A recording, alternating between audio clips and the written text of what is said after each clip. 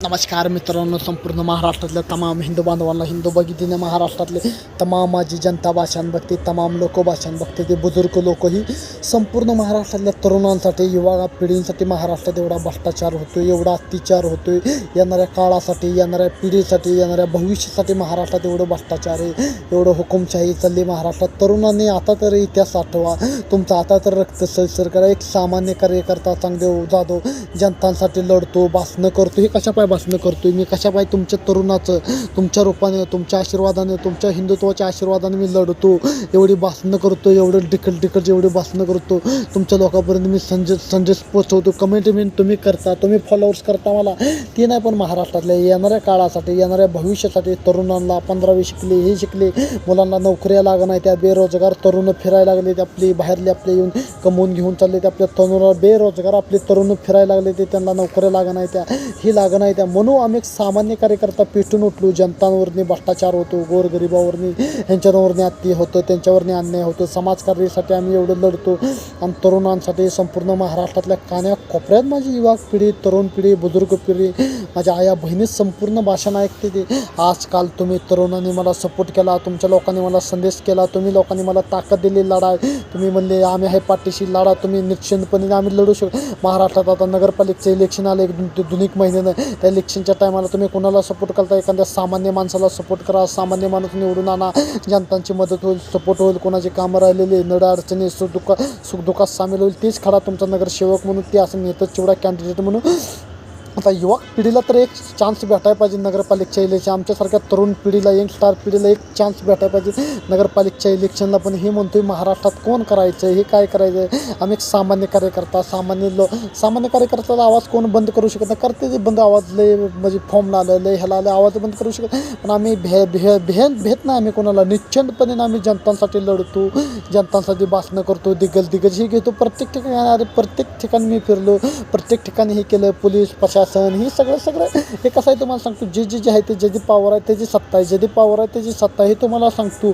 महाराष्ट्रात युनिक पिढीनं, तरुण पिढीनं, लिडरशिपनं, आपल्या संपूर्ण विद्यार्थ्यांनी, संपूर्ण महाराष्ट्रातल्या राज्याने, महाराष्ट्रातल्या कान्याकोपऱ्यातनी लोकांनी, तरुणांनी हे विचार घेणं, हे व्यक्तित्वमत्व घेणं. मी आजकाल माझ्या नौजवानांना, तरुणाला विचार देतोय. म्हणजे माझा विचार एक बाळासाहेब ठाकरे, हिंदू हृदय सम्राट, महानेते, शिवसेना प्रमुख, आपल्या महाराष्ट्रात, अख्ख्या भारतात त्यांचं नाव आहे. त्यांचं नाव जरी घेताना अंगावर माणसाच्या काटा येते, काटा. बाळासाहेब ठाकरे, हिंदू हृदय सम्राट, महानेते, शिवसेना प्रमुख म्हणले अख्खं त्यांना कुठलं पण सरकार रिमोट कंट्रोलमध्ये होतं. किती पण मोठा सरकार मातोश्रीमध्ये त्यांना मानाचा मुजराच घालत होतं सरकार. मुंबई त्यांच्या रिमोट कंट्रोलमध्ये चालवत होती, सरकार त्यांच्या रिमोट कंट्रोलमध्ये होतं. सगळ्या सरकारवर रिमोट कंट्रोल होता. असं बाळासाहेब ठाकरे, हिंदू हृदय सम्राट, महानेते, शिवसेना प्रमुख, अशा आपल्या महाराष्ट्रातले हिंदू हृदय सम्राट असं त्यांना म्हणत होते. हिंदू हृदय सम्राट बाळासाहेब ठाकरे भारतातले असे नेते होऊन गेले. शिवसेना प्रमुख होती. मुंबई पिटलीत अख्खा महाराष्ट्र पेटवत होतं, मुंबई पिटलीत अख्खी दिल्ली पेटवत होतं. फक्त हिंदुस्थान बंद ठेवण्याची ताकद होती, फक्त शिवसेना प्रमुखमध्येच ताकद होती. आणि महाराष्ट्र बंद ठेवण्यात ताकद फक्त शिवसेना प्रमुख होती. एवढे मोठी आपली महान विभूती बाळासाहेब ठाकरे, एवढे मोठे महान नेते महाराष्ट्रात होऊन गेले, गोरगरिबांसाठी लढले. महाराष्ट्रात बाळासाहेब ठाकरे नसते तर मराठी माणूस कुठं कापून टाकला असता, मराठी माणूस हाताला पण लागला नसता. बाळासाहेब ठाकरे नसते तर लय अवघड झालं असतं, आपल्या मराठी माणसाला अधिकार मिळाला नसता, आपण खाली मान घालून जगलो असतो. पण बाळासाहेब ठाकरे नसतं तर पण शिवबाचा मावळा आले, हिंदू हृदय सम्राट, महानेते, शिवसेना प्रमुख बाळासाहेब ठाकरेंचा आम्ही फॅन आहे लहानपणापासून. आणि त्यांचं विचार, त्यांचं व्यक्तित्व, मग तुम्ही महाराष्ट्रातल्या कान्या कोपऱ्यात तरुणाला, हिंदुत्वाला मी देतो विचार. आता तर जागा, अन्याय सहन करू नका, अन्यायाला वाचा फोडा, निर्माण करा, समज द्या, तुमची शक्ती द्या, तुमचा आशीर्वाद द्या. आम्ही हीच करतोय. तुमची कामं झाली तर आम्हाला समाधान व्हा. एक समाज कार्य, समाजामध्ये एक निर्माण करणं, नवीन काहीतरी करणं. महाराष्ट्रात भ्रष्टाचारही होते, अत्याचार होते, गोरगरिबाला कोणी काय झालं तर बघत नाही, गोरगरीब मरतोय ती म्हणते ती.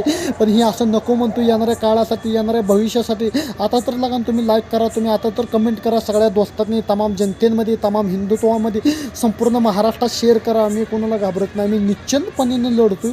फक्त तुमचा पाठिंबा, तुमचा आशीर्वाद पाहिजे. एवढं मोठे आपले बाळासाहेब ठाकरे कोणासमोर झुकलं नाही, ते वाघावणी जगले, वाघावणी एकटे.